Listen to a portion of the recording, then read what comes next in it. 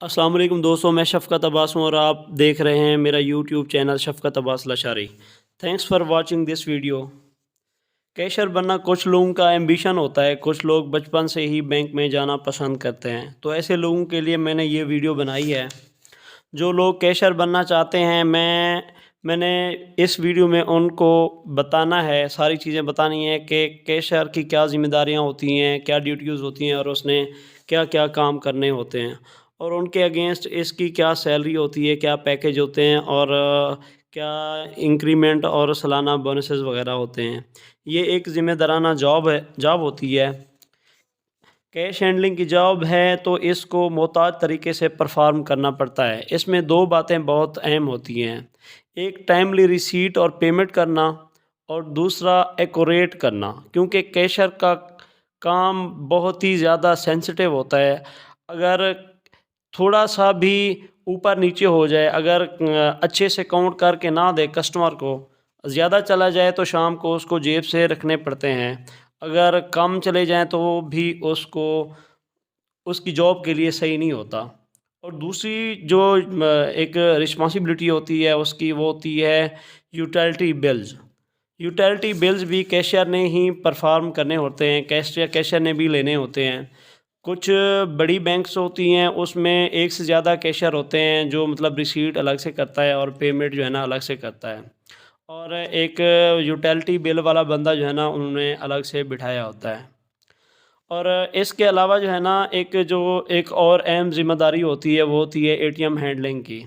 ATM handling भी ATM handling भी cashier का काम होता है। उसने एटीएम में सॉर्टेड कैश रखना होता है, साफ़-सुथरा बिल्कुल ही एक एसबीपी की पॉलिसी के मुताबिक कैश रखना होता है उसने।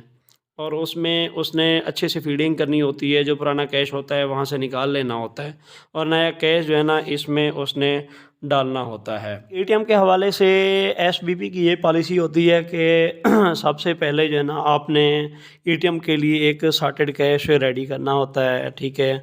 जो बिल्कुल ही अच्छा हो, टेप वाला ना हो, सॉर्टेड कैश हो जिसको रीयूसेबल बैंकिंग लैंग्वेज में बोला जाता है, जो एक जनरल पब्लिक को जो है ना दिया जाता है और उसको जो है ना मशीन में फ़िट किया जाता है। एटीएम के लिए जो है ना एक मशीन फ़िटेड कैश रखना होता है, क्योंकि ये एक एसबीपी की ही पॉलिसी है कि आपने जो है ना एटीएम में मशीन फ़िटेड कैश रखना होता है।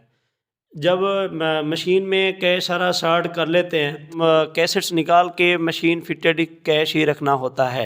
और जो कैशियर की जो चौथी और मेन और सबसे जो अहम रिस्पॉन्सिबिलिटी होती है, वो होती है कैश बैलेंसिंग। कैश बैलेंसिंग में क्या होता है कि कैशियर ने सारा दिन जो है ना जितनी भी ट्रांज़ैक्शन की है, जितनी रिसीट की है, जितनी पेमेंट की है और जितना भी सारा का सारा कस्टमर के साथ लेन-देन किया है, वो सारा का सारा कैश बैलेंसिंग में आ जाता है। कैश बैलेंसिंग उस वक़्त बेहतर होती है, उस वक़्त ही अ, म ओके होती है जब कैशियर जो है ना सारा दिन की ट्रांज़ैक्शन बड़े ही गौर के साथ, हाज़िर दिमागी के साथ करता है। क्योंकि कैशियर की हाज़िर दिमागी बहुत ज़रूरी होती है। अगर थोड़ी-सी भी अगर उसका ज़हन इधर-उधर जाता है तो शाम को ऐसे समझें उसके लिए मसला बन चुका है। जब मसला बनता है तो डायरेक्ट, क्योंकि उसके साथ उसका जो है ना कैश के साथ लेन-देन होता है। क्योंकि हाज़िर दिमागी बहुत ज़रूरी होती है, तब भी कैश की क्लोज़िंग होती है और तब भी कैश बैलेंस होता है। फंड हैंडलिंग भी कैश की तरह ही होती है, सेम कैश की तरह ही ट्रांज़ैक्शन करनी होती है कि आपने दिन में कितने इशू किए, कितने लिए और उनको किस तरह मैनेज किया, उनकी काउंटिंग करना और उनको जो है ना उनको सेव करना। अच्छा कैशियर बनने के लिए ज़रूरी है कि उसके पास अच्छी स्किल्स हों, अच्छी क्वालिटीज़ हों और एक मैथ स्किल का बहुत ज़रूरी होना और अच्छा मैथ स्किल में होना बहुत ज़रूरी होता है। क्योंकि क्लियर सी बात है, बैंक में कैलकुलेटर वगैरह तो होते हैं, ठीक है? ज़रूरी नहीं कि हर वक़्त जो है ना बंदा कैलकुलेटर लेके हाथ में बैठा हुआ हो। कैशियर का मैथ स्किल में बहुत अच्छा होना ज़रूरी है, न्यूमेरिक का उसे बहुत ही अच्छे से पता हो, ठीक है? वो जो है ना एक न्यूमेरिकली खुद से हिसाब लगाना आता हो। और इसके अलावा जो है ना एक अच्छे कैशियर के पास जो है ना ज़रूरी होता है कि वो उसके पास अच्छी कस्टमर सर्विस स्किल्स लाज़मी हो, क्योंकि कैशियर का जो है ना कस्टमर के साथ डायरेक्ट इंटरेक्शन होता है। हर वॉकिंग कस्टमर उसके पास आता है। अगर आप किसी भी बैंक का या किसी भी इदारे का कैशियर अच्छा होता है, क्योंकि हर वॉकिंग कस्टमर का, हर आने वाले कस्टमर का जो है ना डायरेक्ट इंटरेक्शन कैशियर के साथ होता है। अगर उसका फ़ीडबैक अच्छा जाता है तो समझें कि एक बैंक या किसी भी इदारे का फ़ीडबैक अच्छा जाता है। इसके अलावा जो है ना एक अच्छे कैशियर में एक और स्किल जो होती है, जो बहुत ही ज़रूरी होती है, वो होती है कंप्यूटर स्किल। कंप्यूटर स्किल जो है ना एक कैशियर को बहुत ही अच्छे से आनी चाहिए, क्योंकि इसमें इनपुटिंग होती है, एक सॉफ्टवेयर होता है, उस सॉफ्टवेयर पे जो है ना काम करना होता है। और उसमें क्लियर सी बात है, कुछ एमआईएस की शीट्स वगैरह भी बनानी होती है, जिसमें अपना डाटा वगैरह रखना होता है। मतलब कि उससे जो है ना एक कंप्यूटर पे अच्छी खासी जो है ना ग्रिप होनी चाहिए, उसे पता होना चाहिए। और इसके अलावा जो एक मोस्ट इम्पॉर्टेंट स्किल होती है एक अच्छे कैशर में, वो होती है कम्युनिकेशन स्किल। जिस तरह मैंने आपको बताया कि एक हर आने वाला कस्टमर जो है ना कैशियर के पास जाता है, क्योंकि बैंक का नाम ही एक डायरेक्ट कैश के साथ रिलेट होता है। हर आने वाला बंदा जो है ना कैश के साथ लिंक्ड होता है, कैशियर के पास जाता है।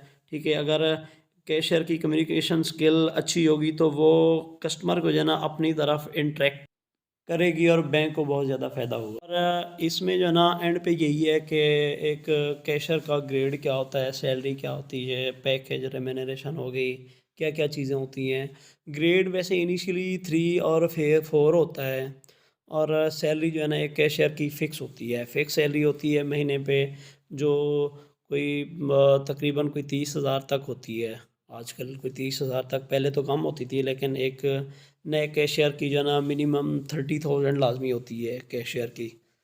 और इसके अलावा जो है ना पैकेजेस होते हैं कुछ, ईदैन पे जो है ना दिए जाते हैं। कुछ बैंक्स हैं जो ईदों पे सैलरीज़ वगैरह देते हैं, बोनस वगैरह भी देते हैं। और इसके अलावा जो है ना की अलाउंस भी होता है, तकरीबन कोई 5-1 हज़ार तक होता है, 3 से 5 हज़ार तक होता है। और इसके अलावा जो है ना एनुअल बोनस भी होते हैं, सालाना इंक्रीमेंट भी होता है। बस आज के लिए यही था, क्योंकि एज़ अ बैंकर मुझे मुझसे दोस्त पूछते थे कि यार कैशियर की क्या-क्या रिस्पॉन्सिबिलिटीज़ होती हैं, तो मैंने सोचा इस पे जो है ना वीडियो बना लूँ। तो इसके लिए आज यही था, मैंने जितना मुझसे हो सकता था मैंने बताया है। आज के लिए बस यही। मिलते हैं अगली वीडियो में। अल्लाह हाफ़िज़।